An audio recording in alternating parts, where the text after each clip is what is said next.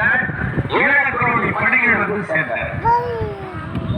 துரியோதனனுடைய சேனை 16 கோடி. ஆகவே அளவில்லாது இருக்கின்ற இந்த சேனைகளுடைய ஆயுதங்களை வைத்து என்று களப்பலி செய்தால் நமக்கு வெற்றி வரும் என்று கேட்டான் துரியோதனன்.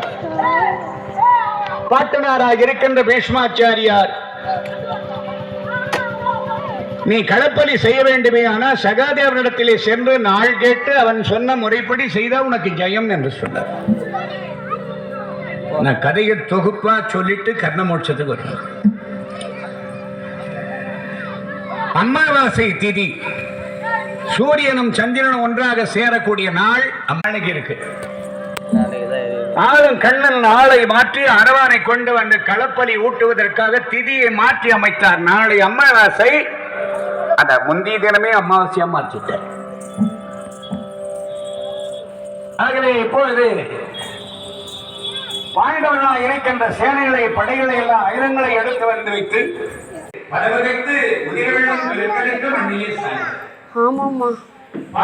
செய்தது வீரவேள்வி.